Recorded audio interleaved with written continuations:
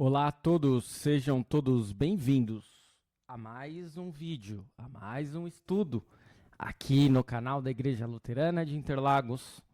Quero conduzi-los hoje, no dia 25 de outubro, a mais um episódio da nossa série A Bíblia ao longo do ano, com o último estudo da primeira carta de Paulo aos Coríntios, onde nós contemplaremos os capítulos 13 a 16. Vamos juntos? Iniciando pelo capítulo 13, que dá destaque ao amor como dom supremo. São 13 versículos. Vou começar a ler ali do final do 12, que já remete a este capítulo. E eu passo a mostrar-lhes um caminho ainda mais excelente. Ainda que eu fale as línguas dos homens e dos anjos, se não tiver amor, serei como o bronze que soa, ou como o símbolo que retine. Ainda que eu tenha o dom de profetizar e conheça todos os mistérios e toda a ciência, ainda que eu tenha tamanha fé, a ponto de transportar montes, se não tiver amor, nada serei. E ainda que eu distribua todos os meus bens entre os pobres, e ainda que entregue o meu próprio corpo para ser queimado, se não tiver amor, isso de nada me adiantará. O amor é paciente e bondoso. O amor não arde em ciúmes, não se envaidece, não é orgulhoso, não se conduz de forma inconveniente, não busca os seus interesses, não se irrita, não se ressente do mal. O amor não se alegra com a injustiça, mas se alegra com a verdade. O amor tudo sofre, tudo crê, tudo espera, tudo suporta. O amor jamais acaba. Havendo profecias, desaparecerão. Havendo línguas, cessarão. Havendo ciência, passará. Pois o nosso conhecimento é incompleto e a nossa profecia é incompleta. Mas quando vier o que é completo, então o que é incompleto será aniquilado. Quando eu era menino, falava como menino, sentia como menino, pensava como menino. Quando cheguei a ser homem, desisti das coisas próprias de menino, porque agora vemos como no espelho, de forma obscura. Depois veremos face a face. Agora meu conhecimento é incompleto. Depois conhecerei como também sou conhecido. Agora, pois, permanecem a fé, a esperança e o amor. Estes três, porém, o maior deles é o amor. Eis a leitura do capítulo 13, um capítulo conhecido, famoso. Quero trazer como uma questão de retomada dos ensinamentos a seguinte dúvida: por que o amor é o dom mais importante? Por que ele é o maior deles? Que algumas traduções vai trazer que é o mais importante e outras vai trazer que ele é o maior dos dons. Por que será? Então nós vamos ter essa resposta ao final do nosso estudo. Voltando um pouco aos destaques do capítulo 13, é um capítulo bem conhecido, lembram da música do Legião Urbana? É só o amor que conhece o que é verdade. Ele cita verbos de Camões, do poeta português, mas cita também passagens deste capítulo da primeira epístola de Paulo aos Coríntios. E a questão é, que amor que é retratado aqui? Será que é um amor entre um homem e uma mulher, entre uma mulher e um homem? Será que é um amor entre irmãos? Será que é um amor possível para nós? Volta e meia este texto está sendo pregado em sermões, em mensagens de casamento. E claro, ele é um texto belíssimo que fala do amor e por isso ele é escolhido pelos nubentes. No entanto, claramente nós percebemos que o amor registrado aqui não é qualquer amor. É o maior de todos os amores. É um amor superior, é um amor que é bondoso, que não arde em ciúmes, não se envaidece, não é orgulhoso, não busca os seus próprios interesses, não se irrita, não se ressente do mal, não se alegra com a injustiça, tudo sofre, tudo crê, tudo espera, tudo suporta. Um amor que jamais acaba. É o amor de Deus para conosco. E aí o apóstolo Paulo está falando que a forma que nós conseguimos presenciar e sentir este amor neste mundo é uma forma incompleta, porque nós estamos em um mundo caído em pecado. O que agora nós vemos como num espelho, de forma obscura, depois nós veremos face a face. Portanto, não é qualquer amor registrado em 1 Coríntios 13. Cuidado em exigir este tipo de amor de alguém ou em pensar que você conseguirá amar neste nível. Mas é claro que precisa ser o nosso alvo, porque se Deus e a vontade dele deve prevalecer em nossa vida, o amor dele também. Por isso, quando nós somos impacientes, não somos bondosos, ardemos em ciúmes, nos envaidecemos, nos orgulhamos, quando nós conduzimos as coisas de uma forma inconveniente, quando nós buscamos os nossos próprios interesses, quando nós nos irritamos, nos ressentimos do mal,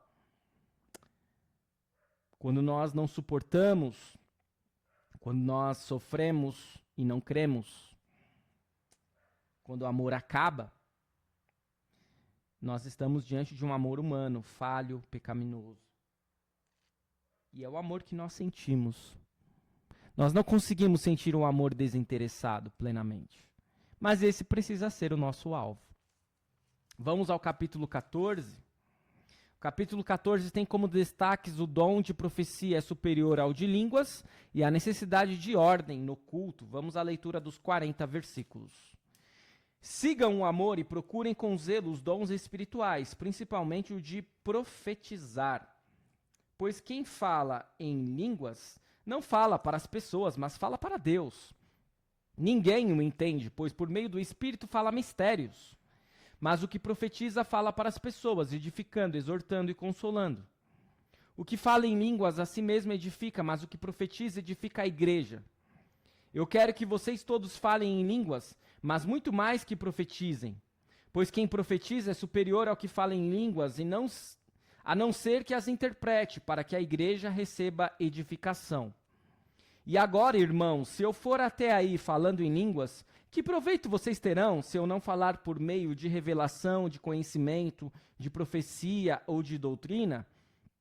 É assim como instrumentos inanimados, como a flauta ou a harpa, quando emitem sons. Se não emitirem sons bem distintos, como se poderá reconhecer o que se toca na flauta ou na harpa?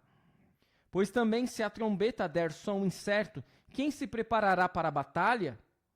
Assim também vocês, se com a língua não disserem palavra compreensível, como se entenderá o que é dito? Porque vocês estarão como que falando ao vento. Há, sem dúvida, muitos tipos de vozes no mundo, e nenhuma delas é sem sentido. Mas se eu não entender o significado da voz, serei estrangeiro para aquele que fala, e ele será estrangeiro para mim. Assim também vocês, visto que desejam dons espirituais, procurem progredir para a edificação da igreja. Por isso, quem fala em línguas, ore para que as possa interpretar. Porque se eu orar em línguas, o meu espírito de fato ora, mas a minha mente fica infrutífera. Que farei então? Vou orar com o espírito, mas também vou orar com a mente. Vou cantar com o espírito, mas também vou cantar com a mente. Se você louvar apenas em espírito, como o não instruído poderá dizer o amém depois da oração de agradecimento que você fez? Porque ele não entende o que você diz. A sua oração de agradecimento pode ser muito boa, mas o outro não é edificado.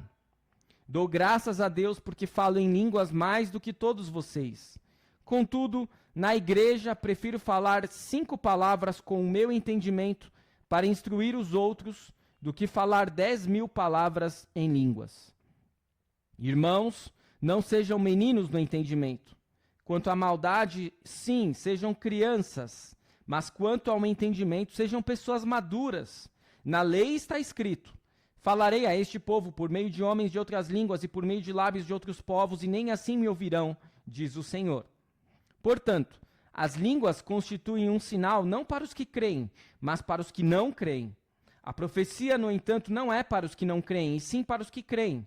Assim, se toda a igreja se reunir no mesmo lugar e todos se puserem a falar em línguas, no caso de entrarem pessoas não instruídas ou não crentes, será que não vão dizer que vocês estão loucos? Porém, se todos profetizarem e entrar ali um não crente ou não instruído, ele será convencido por todos e julgado por todos. Os segredos que ele tem no coração se tornarão manifestos, e assim, prostrando-se com o rosto em terra, adorará a Deus, testemunhando que Deus está de fato no meio de vocês. Que fazer então, irmãos? Quando vocês se reúnem, um tem um salmo, outro tem um ensino. Este traz uma revelação, aquele fala em línguas, e ainda outro faz a interpretação. Que tudo seja feito para edificação. No caso de alguém falar em línguas, que não sejam mais do que 2, ou quando muito, 3, e isto sucessivamente. E haja alguém que interprete. Mas não havendo quem interprete, fique calado na igreja, falando consigo mesmo e com Deus. Tratando-se de profetas, falem apenas 2 ou 3, e os outros julguem. Se porém vier uma revelação a alguém que esteja sentado, cale-se o primeiro, porque todos poderão profetizar um após o outro, para que todos aprendam e sejam consolados. Os espíritos dos profetas estão sujeitos aos próprios profetas, porque Deus não é Deus de confusão, e sim de paz, como em todas as igrejas dos santos. Que as mulheres se conservem caladas nas igrejas, porque não lhes é permitido falar, mas estejam submissas, como também a lei o determina. Se, porém, querem aprender alguma coisa, perguntem em casa ao seu próprio marido, porque para a mulher é vergonhoso falar na igreja. Por acaso a palavra de Deus se originou no meio de vocês? Ou será que ela veio exclusivamente para vocês? Se alguém se considera profeta ou espiritual, reconheça que é mandamento do Senhor o que estou escrevendo para vocês. E se alguém o ignorar, será ignorado. Portanto, meus irmãos, procurem com zelo o dom de profetizar, e não proíbam que se fale em línguas. Tudo, porém, seja feito com decência e ordem. Até aqui a leitura do capítulo 14, da primeira carta de Paulo aos Coríntios. A pergunta que nós queremos retomar ao final é a seguinte: por que em muitas igrejas hoje se fala em línguas e outras não? E em outras não. Esta é a questão que nós traremos ao final. Por que em muitas igrejas hoje se fala em línguas e em outras não? Retomando alguns destaques, no capítulo 14, nós vemos que o capítulo 13 é muito importante para o entendimento do 14, porque se no 13 nós vimos que o amor é o dom superior, é o dom supremo, é o maior de todos, é óbvio que os dons espirituais precisam servir ao próximo. E por isso o dom de línguas, segundo Paulo, ele não serve ao próximo, e sim o dom de profecias. E o que seria o dom de profecia? Será que é apenas adivinhar o futuro? Não necessariamente. O dom de profecias tem muito a ver, está ligado, relacionado à pregação da palavra, ao ensino. Isso desde do Antigo Testamento. Os profetas não apenas eles falavam o que iria acontecer no futuro, eles pregavam. Eles tinham uma mensagem, eles proclamavam a mensagem de Deus. Por isso, nós observamos que o dom de profecia, segundo Paulo, é um dom superior ao dom de línguas. E percebemos na necessidade de ordem no culto que estava havendo uma balbúrdia, uma confusão. Várias pessoas falando em línguas, várias pessoas profetizando tudo ao mesmo tempo. Então, não dava certo. Era uma bagunça. Então, o apóstolo Paulo vai chamar atenção a isso. Se alguém vai profetizar, não deixe que outra pessoa profetize em cima daquela pessoa. Que cada um fale a seu tempo. E por fim, nós temos aquele ponto mais polêmico, que é acerca das mulheres falarem na igreja. E claro, esse ponto eventualmente tinha algo a ver com as mulheres estarem falando demais, eventualmente tinha a ver com a questão temporal, porque na época as mulheres elas tinham uma fala muito mais inferiorizada do que a dos homens. Hoje não é mais assim, hoje é possível sim que as mulheres falem na igreja, que as mulheres sejam professoras de escola dominical, que as mulheres possam também assumir cargos de liderança na diretoria. O ponto é que, para nós, no nosso entendimento bíblico, doutrinário, é que permanece o fato de que apenas homens podem ser pastores, não apenas por esta passagem, mas por outras passagens. Lembram? Quando nós falamos a respeito deste assunto anteriormente, nós falamos disso. Nós seguimos o princípio, a Bíblia interpreta-se a si mesma. Uma das razões também é porque Jesus escolheu apóstolos homens e não mulheres. E poderíamos citar ainda outras questões que não vêm ao caso no momento. Vamos ao capítulo 15. No capítulo 15 temos 3 destaques: a ressurreição de Cristo, a nossa ressurreição e a ressurreição do corpo. É um capítulo mais extenso, são 58 versículos. Vamos à leitura. Irmãos, venho lembrar-lhes o evangelho que anunciei a vocês, o qual vocês receberam e no qual continuam firmes. Por meio dele, vocês também são salvos, se retiverem a palavra assim tal como a preguei a vocês, a menos que tenham crido em vão. Antes de tudo, entreguei a vocês o que também recebi, que Cristo morreu pelos nossos pecados segundo as Escrituras, e que foi sepultado e ressuscitou ao 3º dia, segundo as Escrituras, e apareceu a Cefas e depois aos 12. Depois foi visto por mais de 500 irmãos de uma só vez, dos quais a maioria ainda vive, porém alguns já dormem. Depois foi visto por Tiago e mais tarde por todos os apóstolos. Por último, depois de todos, foi visto também por mim, como por um nascido fora de tempo. Porque eu sou o menor dos apóstolos e nem mesmo sou digno de ser chamado apóstolo, pois persegui a igreja de Deus. Mas pela graça de Deus sou o que sou. E a sua graça que me foi concedida não se tornou vã. Pelo contrário, trabalhei muito mais do que todos eles. Todavia não eu, mas a graça de Deus comigo. Portanto, seja eu ou sejam eles, assim pregamos e assim vocês creram. Ora, se o que se prega é que Cristo ressuscitou dentre os mortos, como alguns de vocês afirmam que não há ressurreição de mortos, e se não há ressurreição de mortos, então Cristo não ressuscitou. E se Cristo não ressuscitou, é vã a nossa pregação e é vã a fé que vocês têm. Além disso, somos tidos por falsas testemunhas de Deus, porque temos testemunhado contra Deus que ele ressuscitou a Cristo, ao qual ele não ressuscitou, se é certo que os mortos não ressuscitam.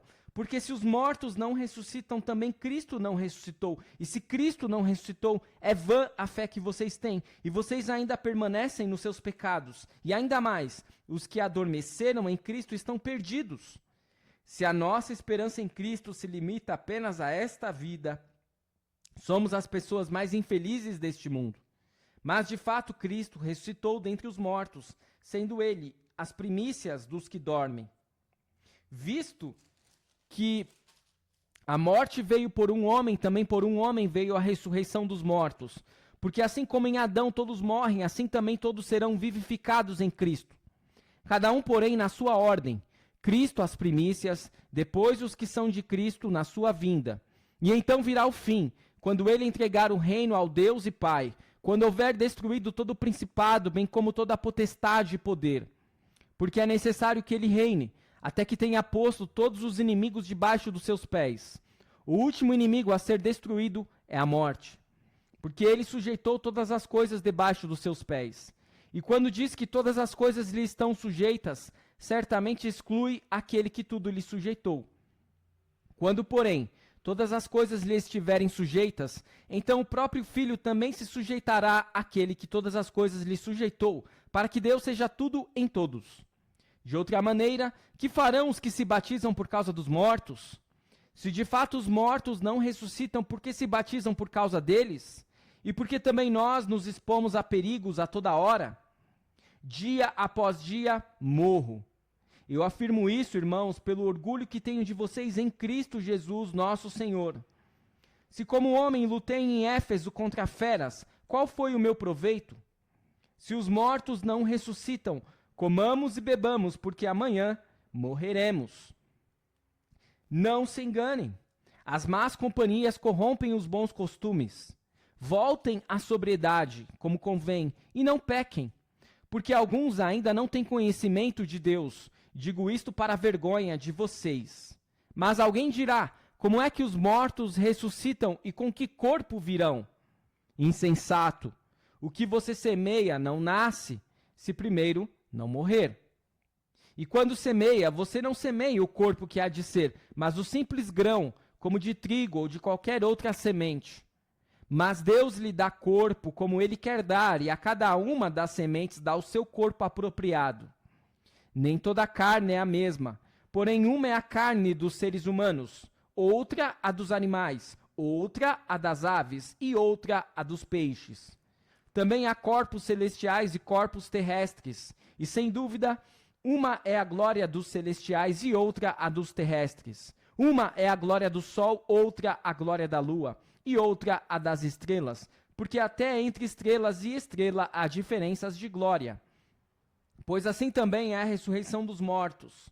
Semeia-se o corpo na corrupção, ressuscita na incorrupção. Semeia-se em desonra, ressuscita em glória. Semeia-se em fraqueza, ressuscita em poder. Semeia-se corpo natural, ressuscita corpo espiritual. Se há corpo natural, há também corpo espiritual. Pois assim está escrito, o primeiro homem, Adão, se tornou um ser vivente. Mas o último Adão é espírito vivificante. O que vem primeiro não é o espiritual, e sim o natural. Depois vem o espiritual. O primeiro homem formado do pó da terra é terreno. O segundo homem é do céu. Como foi o homem terreno, assim também são os demais, que são feitos do pó da terra. E como é o homem celestial, assim também são os celestiais. E assim como trouxemos a imagem do homem terreno, traremos também a imagem do homem celestial. Com isto quero dizer, irmãos, que a carne e o sangue não podem herdar o reino de Deus, nem a corrupção herdar a incorrupção. Eis que vou lhes revelar um mistério. Nem todos dormiremos, mas todos seremos transformados. Num momento, num abrir e fechar de olhos, ao ressoar da última trombeta. A trombeta soará, os mortos ressuscitarão incorruptíveis e nós seremos transformados. Porque é necessário que este corpo corruptível se revista da incorruptibilidade e que o corpo mortal se revista da imortalidade. E quando este corpo corruptível se revestir de incorruptibilidade e o que é mortal se revestir de imortalidade, então se cumprirá a palavra que está escrita: tragada foi a morte pela vitória. Onde está, ó morte, a sua vitória? Onde está, ó morte, o seu aguilhão? O aguilhão da morte é o pecado, e a força do pecado é a lei. Graças a Deus que nos dá a vitória por meio de nosso Senhor Jesus Cristo. Portanto, meus amados irmãos, sejam firmes, inabaláveis e sempre abundantes na obra do Senhor, sabendo que no Senhor o trabalho de vocês não é vão. Até aqui a leitura do belíssimo capítulo 15, talvez um capítulo um pouco mais complexo, difícil de entendimento, mas que também é esclarecedor no tocante à ressurreição. A pergunta que nós queremos retomar é a seguinte: por que, se Cristo não ressuscitou dos mortos, é vã a nossa fé? Que é uma afirmação que o apóstolo Paulo vai fazer aqui no capítulo 15. Que se Cristo não ressuscitou dos mortos, é vã a nossa fé. Por quê? É o que nós queremos retomar ao final deste estudo. Vimos então no capítulo 15 que Jesus apareceu não apenas para as mulheres, não apenas para os apóstolos, mas ele apareceu para cerca de 500 pessoas. 500 irmãos de uma só vez, vai dizer o apóstolo Paulo, dos quais a maioria ainda vive, porém alguns já dormem. Portanto, o capítulo 15 desta primeira carta de Paulo aos Coríntios é um capítulo também que ressalta a importância de Jesus ter aparecido para muitas pessoas após a sua ressurreição. O apóstolo Paulo vai dizer que é o menor dos apóstolos, como nascido fora do tempo, também pelo fato de ter perseguido a igreja. E então, ele vai adentrar no aspecto da ressurreição de Cristo, que nós queremos retomar ao final. E, de fato, Cristo é a primícia dos que dormem, porque ele é o primeiro a ressuscitar e não mais morrer. Antes de Cristo, houve outras pessoas ressuscitando, mas que vieram a morrer. Ou houve pessoas que foram diretamente alçadas ao céu, como o caso de Enoque em Gênesis, como o caso de Elias no livro lá de Reis. E assim nós observamos como que Jesus vai ser importante, a sua ressurreição para a nossa existência. Se Cristo ressuscitou, nós também ressuscitaremos. E a questão é, como será essa ressurreição? Será uma ressurreição apenas espiritual? E assim, alguns podem ter essa impressão de que Paulo está falando isso. Mas na verdade não. Paulo está dizendo que a ressurreição será também corporal. Só que o nosso corpo será diferente, será um corpo restaurado. Nós não teremos a mesma corruptibilidade que nós temos aqui. E aí, no final do capítulo 15, o apóstolo Paulo declara: onde está a morte, a sua vitória? Onde está a morte, o seu aguilhão? E aqui ele está citando o texto de Isaías 25, versículo 8. Porque, de fato, quando Cristo ressuscita, ele vence a morte. E a morte perde o seu poder de nos ferir. Claro, mas alguém poderia dizer, mas nós continuamos morrendo, pastor. Sim, mas ela perde o seu poder de nos ferir de uma forma definitiva, de uma forma determinante, porque nós morremos aqui, mas nós não morremos eternamente se cremos em Cristo. Vamos ao último capítulo da primeira carta de Paulo aos Coríntios, o capítulo 16, onde nós temos os seguintes destaques: a oferta para os cristãos da Judéia, os planos de Paulo, conselhos finais, saudações e também bênção. Vamos à leitura. Quanto à coleta para os santos, façam também vocês como ordenei às igrejas da Galácia. No primeiro dia da semana, cada um de vocês separe uma quantia, conforme a sua prosperidade, e vá juntando, para que não seja necessário fazer coletas quando eu for. E quando eu tiver chegado, enviarei com cartas aqueles que vocês aprovarem, para que levem a oferta de vocês a Jerusalém. Se for conveniente que eu também vá, eles irão comigo. Irei visitar vocês por ocasião da minha passagem pela Macedônia, porque devo passar pela Macedônia. E bem pode ser que eu me demore, ou mesmo passe o inverno com vocês, para que vocês me encaminhem nas viagens que eu tenha de fazer. Porque não quero agora ver vocês apenas de passagem, pois espero permanecer algum tempo com vocês se o Senhor o permitir. Mas ficarei em Éfeso até o Pentecostes, porque uma porta grande e oportuna para o trabalho se abriu para mim, e há muitos adversários. E se Timóteo for, façam tudo para que não tenha nada a temer enquanto estiver entre vocês, porque trabalha na obra do Senhor como também eu. Portanto, que ninguém o despreze. Ajudem-no a continuar a viagem em paz, para que venha até aqui, visto que o espero com os irmãos. Quanto ao irmão Apolo, muito lhe tenho recomendado que fosse visitar vocês em companhia dos irmãos, mas ele não quis de jeito nenhum ir agora. Irá, porém, quando tiver oportunidade. Fiquem alertas, permaneçam firmes na fé, mostrem coragem, sejam fortes. Façam todas as coisas com amor. E agora, irmãos, eu peço a vocês o seguinte: os membros da casa de Estéfanas são as primícias da Acaia, e eles se consagraram ao serviço dos santos. Portanto, sujeitem-se a pessoas como eles, bem como a todo aquele que é cooperador e obreiro. Alegro-me com a vinda de Estéfanas, de Fortunato e de Acaico, porque eles supriram o que faltava da parte de vocês, porque trouxeram refrigério ao meu espírito e ao de vocês também. Deem o devido reconhecimento a homens como esses. As igrejas da província da Ásia mandam saudações. Também Áquila e Priscila mandam cordiais saudações no Senhor, juntamente com a igreja que se reúne na casa deles. Todos os irmãos mandam saudações. Saúdem uns aos outros com um beijo santo. Eu, Paulo, escrevo a saudação de próprio punho. Se alguém não ama o Senhor, seja anátema. Maranata. A graça do Senhor Jesus esteja com vocês. O meu amor esteja com todos vocês em Cristo Jesus. A pergunta que nós queremos retomar deste capítulo 16 é a seguinte: o que é Maranata?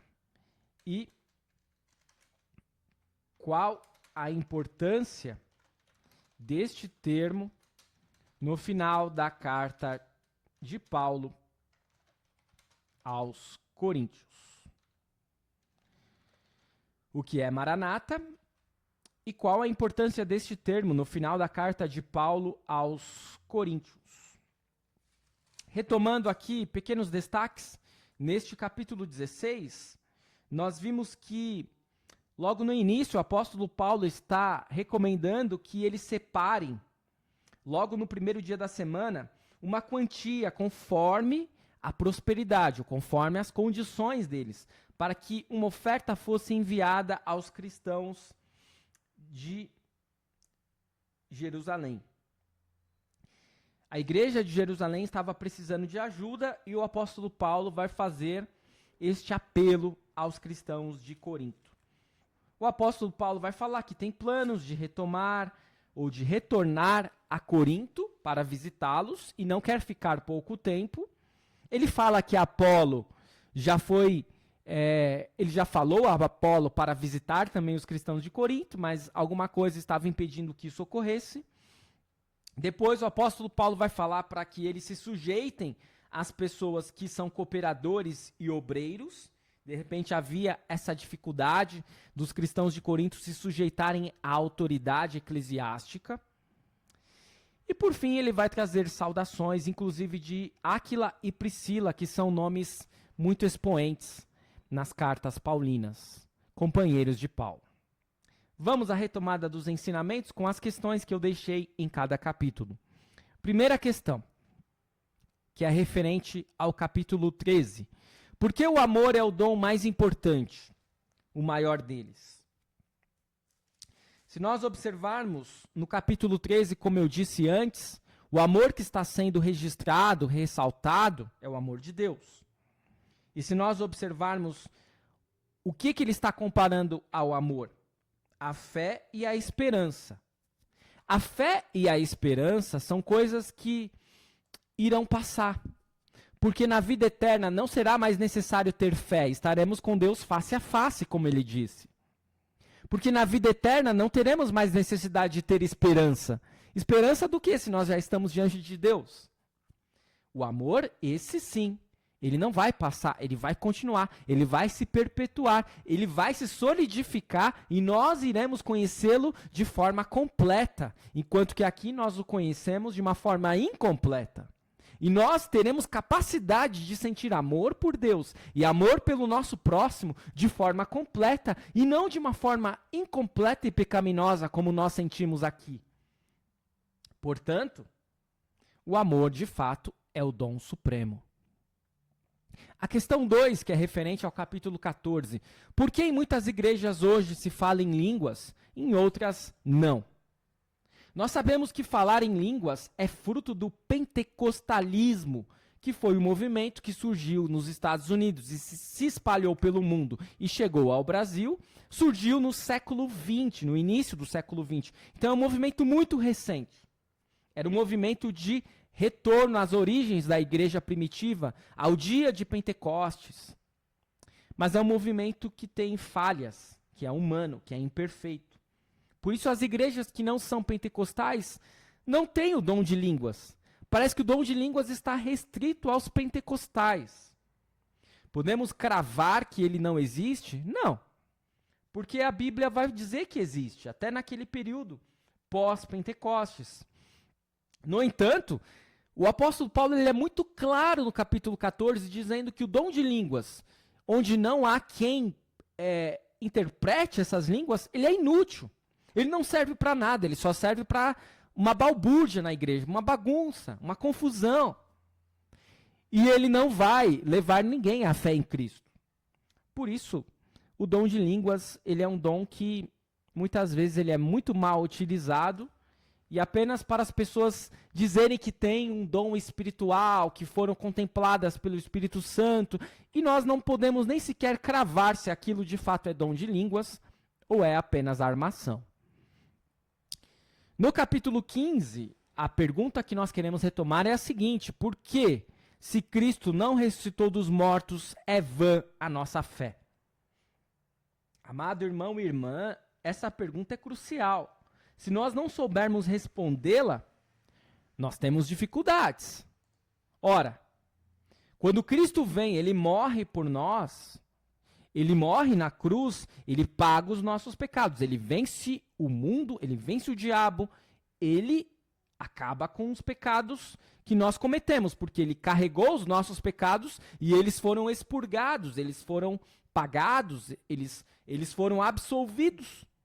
Quando Cristo se entregou inteiramente por nós na cruz.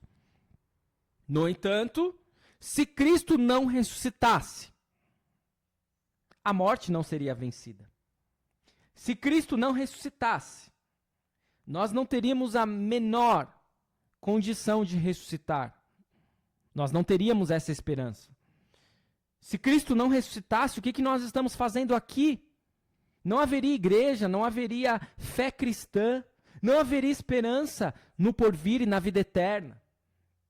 Por isso, se Cristo não ressuscitou, é vã a nossa fé. E esse capítulo 15, ele é fundamental para a fé cristã. A última questão, que remete-nos ao capítulo 16, é a seguinte: o que é Maranata? E qual a importância deste termo no final da carta de Paulo aos Coríntios? Maranata é uma palavra que significa vem nosso Senhor. Ó, vem Senhor Jesus. Eis a importância desta palavra. O apóstolo Paulo está citando essa palavra aramaica, Maranata, porque ele está com a esperança de que Cristo retornará. E claro, o apóstolo Paulo tinha esperança de que Cristo retornaria em breve, e até mesmo ele diz: muitos que agora vivem irão morrer e ressuscitar, outros, Cristo vai voltar antes deles morrerem. E assim a gente pode pensar, mas essa profecia do apóstolo Paulo, ela deu com os burros na água, porque todos da época dele já morreram. A questão é que o apóstolo Paulo, ele escreve a carta não apenas para os do seu tempo, mas também para nós hoje e para aqueles que virão ainda depois de nós. Portanto, pessoas que irão ler este texto não irão morrer, mas irão aos céus quando Cristo retornar, sem morrer. Talvez esta seja a sua vontade, querido irmão, querida irmã. Eu não quero morrer, pastor. Quem sabe se concretize. Nós não sabemos quando Cristo irá retornar. Ele mesmo diz, nem o filho sabe, somente o pai. Mas eu tenho para mim que Deus é tão misericordioso que ele ainda vai esperar mais tempo. Mas mesmo que morramos, temos a plena certeza pela fé. E a fé é a certeza das coisas que não vemos, de que, porque Cristo ressuscitou, nós também ressuscitaremos. Eu espero que o estudo da primeira carta de Paulo aos Coríntios e o estudo de hoje tenham sido profícuo para você, de grande benefício para você. E continue conosco, seguindo o nosso canal, seguindo o nosso projeto A Bíblia ao longo do ano. Curta, comente, compartilhe, ative o sininho de notificações e amanhã retornaremos com o início de uma nova carta, na sequência da segunda carta de Paulo aos Coríntios. Fique na paz do Senhor, até o nosso próximo vídeo.